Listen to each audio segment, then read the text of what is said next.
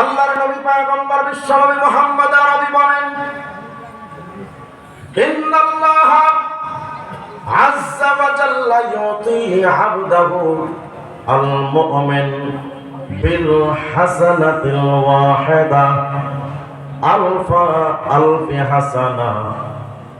মায়ার নবী আমার বলেন, আমার উম্মত যদি শুধুমাত্র একটা নেকির আমল করে নেয়, আমার আল্লাহ আমার উম্মতের আমল নামায় এক নেকির বিনিময়ে শুধু 10টা না, শুধু 100, 200 আর 50 আর 700 না, বরং নবী আমার বলেন, আমার উম্মতে মুহাম্মাদি একটা মাত্র নেকির আমল যদি করে নেয়, আমার আল্লাহ ওই এক নেকির বিনিময়ে অন্তত 10 লক্ষ নেকি লেখা দেয়।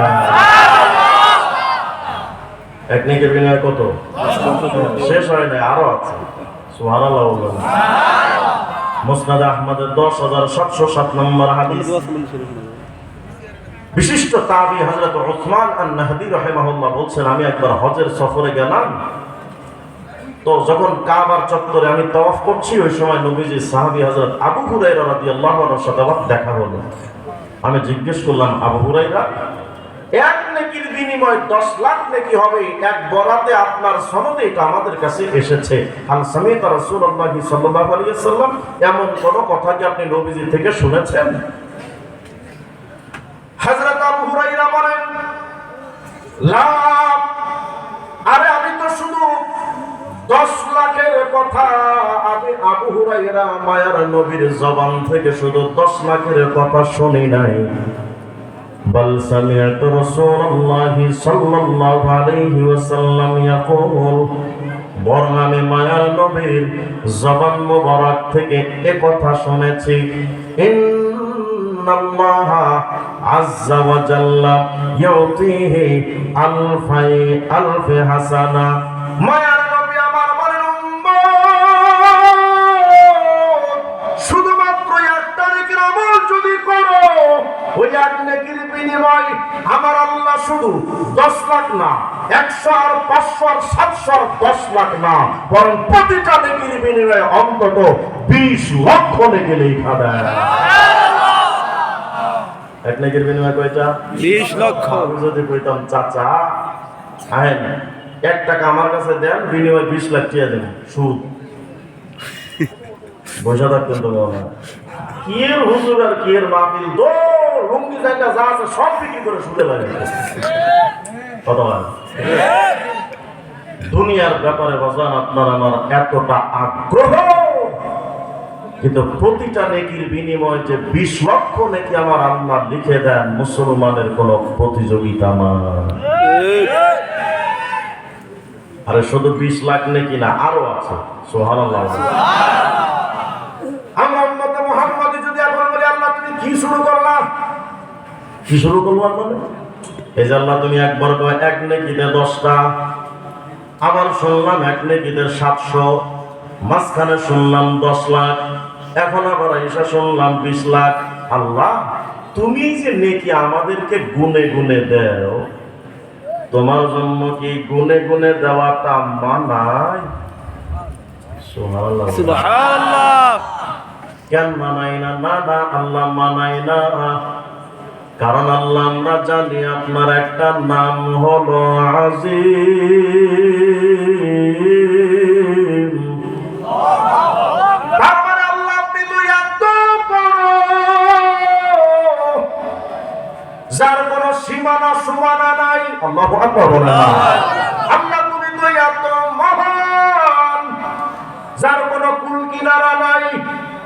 তো সীমাহীন আল্লাহ যদি গুনে গুনে 20 লাখও দেয়, 20 লাখ যদিও সংখ্যাটা বড়, কিন্তু সীমাবদ্ধ মাহদুদ সংখ্যা। কথা ঠিক, আপনারা বুঝেননি আমার কথা। কিন্তু সারা শব্দ দিয়ে না, হয়তো কবর জিয়ারত করতে আসি, সারা শব্দ দিলে মনে হয় যেন না আপনারা বুঝতেছেন সব। আল্লাহ আপনি তো সীমাহীন, সীমাহীন আল্লাহ যদি সীমাবদ্ধ নেকি দেয়, এটা তো মানায় না। তো বান্দা কি বলতে চাস? আল্লাহ কি বলতে চাই তুমি কি বুঝো না? আনতা তাআলামু মা ফিস সুদূর, আমাদের মনের খবর তো তুমি জানো ওরে অন্তর্যামী। আমরা বোঝাতে চাই এক নেকির বিনিময়ে শুধু 10 লাখ দিলে হবে না, 20 লাখ দিলে হবে না। আল্লাহ আমরা এত চাই, তোমার যেমন কুল কিনারা নাই, এক নেকির বিনিময়ে আমরা এত চাই যার কোনো হিসাব কিতাব করা যাবে না। খোলেন কোরআন শরীফ সূরাতুল গাফির 40 নম্বর আয়াত, আল্লাহ বলেন ওয়া মান আমিলা সালিহাম মিন যাকারিন আও উনসা ওয়া হুয়া মুমিন ফাউলাইকা ইয়াদখুলুনাল জান্নাতা ইউরযাকুনা ফিহা বিগাইরি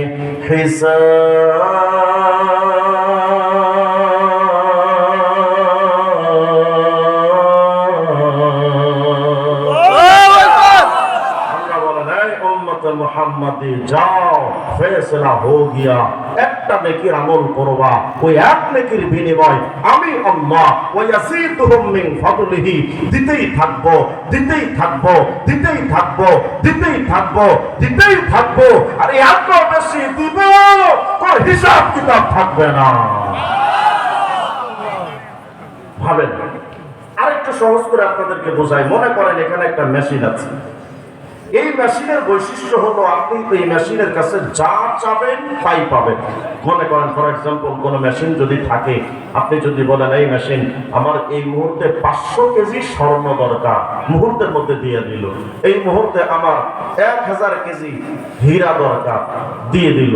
যদি এমন কোন মেশিন এই জামানায় বাংলাদেশের কারো কাছে থাকতো যে আমার এই মুহূর্তে 500 টন অকটেন দরকার, মুহূর্তের মধ্যে দিয়ে দিত, বলেন এমন মেশিন যদি এই মুহূর্তে কারো কাছে থাকতো, এর চাইতে বড় ধনী ব্যক্তি কেউ হতো আর। মানে ওই মেশিনের বৈশিষ্ট্য হলো আপনি যা চাবেন তাই পাবেন। এমন মেশিন যদি একটা কারো কাছে হতো, তার এত যদি দাম হয়, এমন মেশিন যদি কোন আল্লাহর বান্দার কাছে 500 মেশিন থাকতো, ওই বান্দার দাম কত? এখন বুঝেন, এমন মেশিন একটা থাকলেই তো সে সুপার পাওয়ারের অধিকারী। তো এক নেকির বিনিময় তো আল্লাহ বলছেন আমি এত দিব, মা তাশতাহি আনফুসুকুম, তোর যা মন চায় সব দিব। সুবহানাল্লাহ, সুবহানাল্লাহ। এক নেকির প্রতিদান কত? আপনার আমার মনে যা চাবে তাই। তাহলে একটা নেকির দাম যদি এত হয়, যেই বান্দার কাছে এমন নেকি 1 লক্ষ থাকবে, কিয়ামতে তার দাম কত?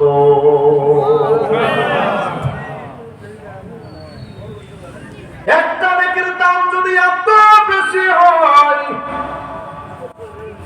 এমন নেকি যদি কোন আল্লাহর বান্দার কাছে 1 কোটি নেকি থাকতো, ওই বান্দার কিয়ামতের দাম কত? এখন আসেন একটা আমলের সবক শোনাই। এই আমলটা সবক খুব সহজ, একটা পরিচিত আমল, কিন্তু আপনার আমার ফিকিরে নাই। আগে শুধু মাথায় এতটুকু ঢোকান যে এক নেকির এত বিশাল দাম। আচ্ছা, এমন নেকি যদি 500 কোটি নেকি যদি কোনো বান্দার কাছে কিয়ামতে থাকে, তার দাম কত হবে? কি খান আপনি 500 কোটি নেকি অর্জন করবো? আমরা হাফিজ মিলিটে না, কোন পাই না, আমরা করবো 500 কোটি নেকি? হ্যাঁ, আপনি করবেন, আপনি। সুবহানাল্লাহ।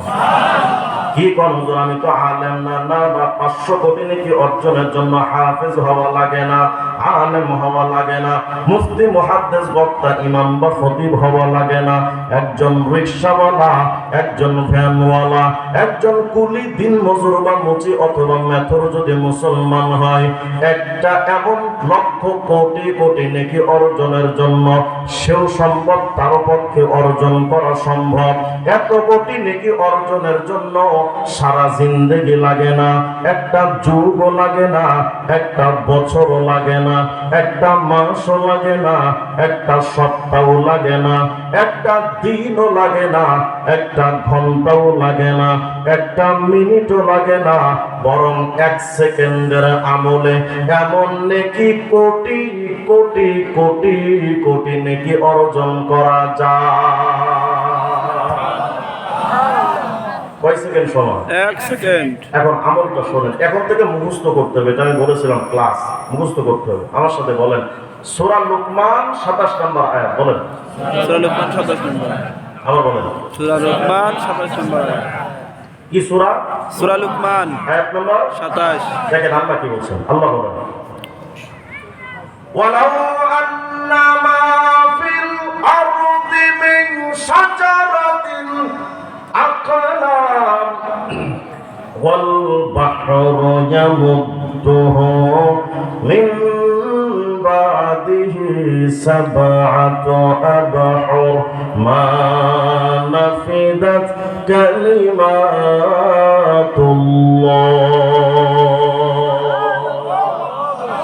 এই হলো আয়াত। আয়াতের অর্থ কি? আগে অর্থটা শুনে তারপর আমলটা বের করুন। অর্থ হলো, বান্দা, পৃথিবীর সমস্ত গাছগুলোকে যদি কলম বানাও, আর একটা সমুদ্রের সাথে আরো 7টা সমুদ্র জোড়া দিয়া 8টা সমুদ্রের পানিরে যদি ওই কলমের কালি বানাও, এই কলমের কালি দিয়া যদি আল্লাহর কালেমা লিখতে শুরু করো, কলম কালি শেষ হয়ে যাবে, কিন্তু আল্লাহর কালেমা লেখা শেষ হবে না। এবার আয়াতের সরল অর্থ, এবার আমলটা শোনেন। এই আমলটা অনুবাদে বলতে পাবেন না। আমলটা যদি খুঁজতে চান তাহলে এই আয়াতের তাফসীরে কুরতুবী খুঁজতে হবে 13 নম্বর খণ্ডের ভেতরে। এই আয়াতের তাফসীরের মধ্যে বিশিষ্ট তাবেঈ হযরত ইকরামা রাহিমাহুল্লাহ বলেছেন, মিয়া আল্লাহ তাআলা সূরা লুকমানের 27 নম্বর আয়াতে আল্লাহ বুঝাতে চান, লানাফিদাল বাহরু ক্বাবলা আন ইয়ানফাদা সাওয়াবু মান ক্বালা লা ইলাহা ইল্লাল্লাহ। আল্লাহ পাক বোঝাতে চান, শোনো রে বান্দা, তোমার এই জবানটা দিয়া 1 সেকেন্ড সময় লাগবে। এদিকে তোমার এই জবানটা দিয়া 1 সেকেন্ড সময় নিয়া শুধু একটা বার যদি এই কালেমাটা উচ্চারণ করো, লা ইলাহা ইল্লাল্লাহ, এই কালেমায়ে তৈয়বা যদি আল্লাহর কোন বান্দাই একটা বার কয়, হযরত ইকরামা বলেন, পৃথিবীর সমস্ত গাছগুলোর কলম বানায়া 8টা সমুদ্রের পানিরে কালি বানায়া ওই কলমার কালি দিয়া লিখতে যদি শুরু হয়ে যায়, 8টা সমুদ্রের পানির কালি শেষ হয়ে যাবে, কিন্তু একবার কালেমায়ে তৈয়বার জিকিরের নেকি লেখা শেষ হবে না। কয়বারের কালেমা বলেন না? কয়বার? মহব্বতে বলেন না, লা ইলাহা ইল্লাল্লাহ, লা ইলাহা ইল্লাল্লাহ, লা ইলাহা ইল্লাল্লাহ, লা ইলাহা ইল্লাল্লাহ, লা ইলাহা ইল্লাল্লাহ, লা ইলাহা ইল্লাল্লাহ। আওয়াজ দিয়া করুন আল্লাহু আকবার। আরেক সেকেন্ডের আমল। আগের আমলটার আয়াত নাম্বার কত? 27। সূরা নাম্বার লুকমান। লোকমান। এবার শোনেন, এটা শুনতে গেলে 2 মিনিটের একটা ছোট্ট ভূমিকা শোনেন। আমরা কি বিরক্ত হচ্ছেন না তো? না, এই সমস্ত আলোচনা যখন মাহফিলে চলে না, চলে হুজুর আপনি তাহিরি আঙ্কেলের মতো একটু ডিজে নাচ দিয়ে যান, লাভটা কি হবে আমাকে বলেন? সারা রাত যদি তামাশাই চলে, আপনারা শিখলেন কি আর আমি কইলাম? এগুলো শোনার অভ্যাস বেশি করা। এই যে একটা আমলের কথা বললাম, এখন থেকে জিকির করতে একটু মজা লাগবে না লাগবে না? যখন মনে আসবে, আরে সুবহানাল্লাহ, এক জিকিরে এত নেকি, তা আগে একবার বলতে এখন তো 10 বার বলতে মন চাবে, ঠিক না? আওয়াজ দিয়ে আল্লাহু আকবার। আরেক সেকেন্ডের আমল ছিল। এটা বোঝার জন্য ছোট্ট করে বোঝেন, আমরা যে বাংলাদেশে বাস করি, এই বাংলাদেশ মাত্র 56,000 বর্গ মাইলের এক ছোট্ট বাংলাদেশ। অথচ এই বাংলাদেশটা এত বড়, টেকনাফ থেকে তেতুলিয়া পর্যন্ত যদি কেউ সফর করে তো ক্লান্ত হয়ে যাবে যে বাংলাদেশ এত বড়। কল্পনা করেন তো, টেকনাফ টু তেতুলিয়া, রূপসা থেকে পাথুরিয়া, সুন্দরবন টু বান্দরবন, পুরো বাংলাদেশটার আয়তন কত বিশাল। অথচ এই বিশাল বাংলাদেশ পৃথিবীর মানচিত্রে যদি আপনি খুঁজতে চান তো খুঁজেই পাবেন না যে বাংলাদেশ কোথায়, এক চিপার মধ্যে পড়ে আছে। ভাবেন, বিশাল এই বাংলাদেশটা যে পৃথিবীর মানচিত্রে খুঁজে পাওয়া দুষ্কর, সেই পৃথিবীটা কত বড়। মোটামুটি দেওয়ানবাগি পীরের পেটের মতোই তো নাকি? আওয়াজ দিয়ে বলেন আল্লাহু আকবার। বাংলাদেশ মাত্র 56,000 বর্গ মাইল, আর পুরা পৃথিবীটা অন্তত 20,10,00,000 বর্গ মাইল। কত বিশাল পৃথিবী। অথচ এই পৃথিবীটা যত বড়, মাথার উপরে যে আমরা একটা সূর্য দেখি না, টাকার কয়েনের মতো ছোট্ট। নাসার সায়েন্টিস্ট বিজ্ঞানীরা বলেন, এই পৃথিবীটা যত বড়, মাথার উপরের সূর্যটা পুরা পৃথিবীর চাইতে আরো 13 লক্ষ গুণ বড়। ভাবেন তো সূর্য কত বড়। অথচ এই বড় সূর্যটা তো আমরা চোখে দেখি, অথচ আকাশে একটা তারকা আছে, বিগ বস এক তারকা, নাম হলো ইউআই স্কুটি। এত বিশাল তারকা, অথচ আমরা চোখেই দেখি না। এই তারকাটা কত বড়।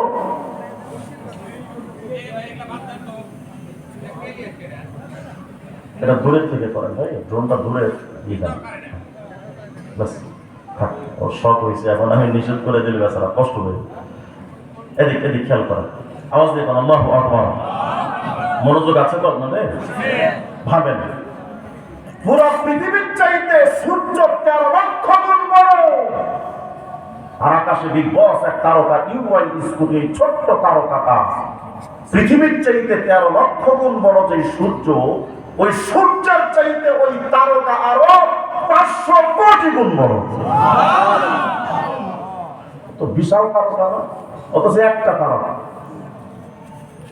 আকাশের তারা কতগুলো আছে, এটা সায়েন্সের ছাত্র যারা আছেন তারা ভালো বুঝবেন। আমরা তো মোল্লা মৌলবী মানুষ, এগুলো বুঝি না, মাথায় ধরে না। এক তারকা এত বড়, আর আকাশে যে বিশাল আকাশ। গত কিছুদিন আগে ডিবিসি চ্যানেলে একটা রিপোর্ট পেশ করেছিল, তারা লিখেছে আকাশে ছোট বড় মাঝারি তারার সংখ্যা এক তারাতে এত বড়। বলে এমন ছোট বড় মাঝারি তারকা আকাশে, এই তারার সংখ্যা অন্তত পৃথিবীর মাটি আর বালির সংখ্যা যত, আকাশের তারার সংখ্যা তার চাইতে বেশি। তাহলে যেই আকাশে এত প্রচুর পরিমাণ তারকা আছে, সে আকাশটা কত বড়। আল্লাহু আকবার বলতে ইচ্ছে করে, আরো জোরে বল আল্লাহু আকবার। অথচ এই আকাশটা সবচেয়ে ছোট আকাশ। দ্বিতীয় আকাশ তথা দ্বিতীয় আসমানটা এই প্রথম আসমানের তুলনায় কোটি কোটি কোটি কোটি গুণ বড়। সুবহানাল্লাহ। এভাবে তৃতীয়, চতুর্থ, পঞ্চম, ষষ্ঠ, সপ্তম আসমান, এক আসমানের তুলনায় আরেক আসমান কোটি কোটি গুণ বড়। কল্পনা করেন, 7তম জমিন আসমান, এক আসমান যদি এত বিশাল হয়, তো 7তম জমিন আসমান টোটালটা একত্রিত করলে কত বড় হবে। এই ক্ষুদ্র মাথায় এই বিশালতা ধরবে না। কেন এই তথ্য দিলাম? শুধু মিজানের পাল্লা কত বড় এটা বোঝানোর জন্য। বলেন আল্লাহু আকবার।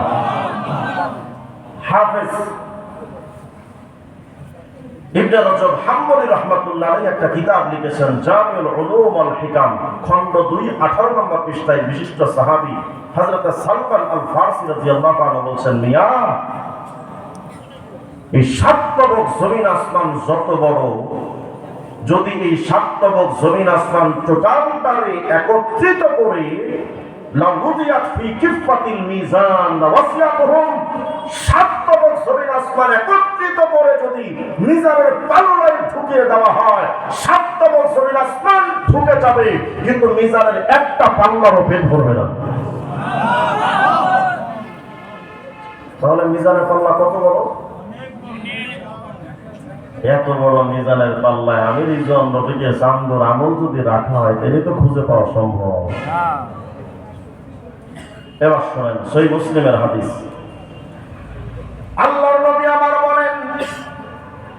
ওয়ালহামদুলিল্লাহ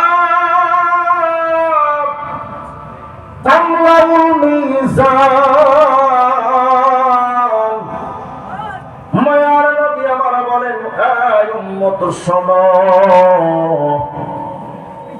সাতটা বক জমিন আসমান দিলে যে মিজানের পাল্লাটা ভরে না, আমার কোন উম্মত যদি এই জবানটা দিয়া 1 সেকেন্ড সময় লাগবে শুধু একটা বার যদি কয় আলহামদুলিল্লাহ,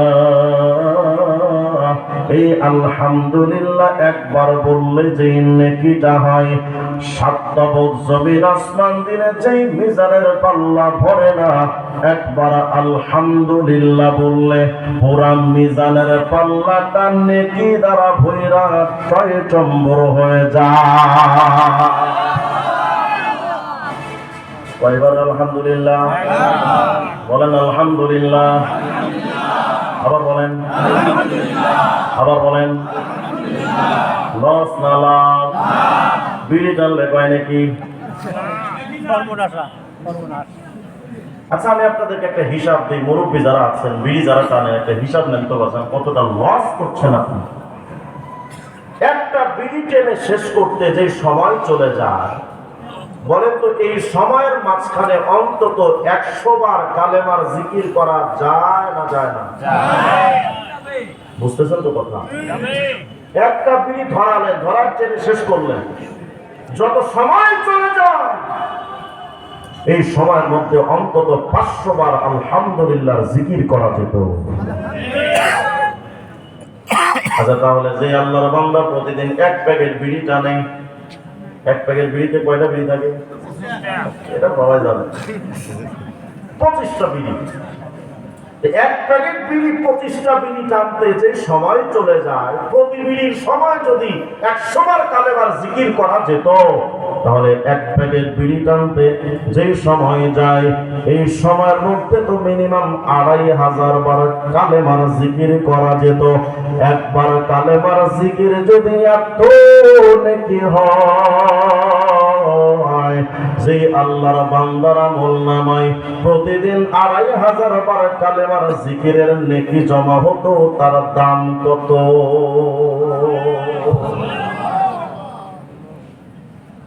বিরক্ত হচ্ছেন না বাবা? একটু ভাবেন না, কল্পনা করেন কতটা হতচ্ছাড়া। যেই জবান আল্লাহ দিলেন, সেই জবান দিয়ে মালিকের জিকির করার সময় হয় না, অথচ এই জবানটা দিয়ে মিথ্যা বলার সময় আছে, বিড়ি টানার সময় আছে, ঝগড়া করার সময় আছে, গীবত করার সময় আছে, সব কিছুর সময় হয়, শুধু আল্লাহর জিকির করার সময় হয়। এখানে অনেক মানুষ এমন পাওয়া যাবে যে বান্দা গত 1 বছর ধরে আল্লাহর জিকির করার সময় পায় না। আছে না? আহা, আর আপনার আমার সমাজে তো বন্ধুরা শেখায় দিছে যে আল্লাহর জিকির লাগবে না, শুধু হ্যাকু আর কুকু। আপনাদের দিকে এগুলো না, এগুলো অন্যদিকে এদিকেও আছে। লা হাওলা ওয়ালা কুওয়াতা ইল্লা বিল্লাহ। জিকির হবে কার? আল্লাহ। জিকির করা মুর্শিদে কইরা আমার ঘুম আসে না, সংযমে আমারে বলে বাগ মুর্শিদে কে মৌলাই। মাশাআল্লাহ। বলেন তো কই নেকি হইছে? কি? আর আল্লাহর কোন বান্দায় যদি কয় লা ইলাহা ইল্লাল্লাহ, কত বিরাট নেকি।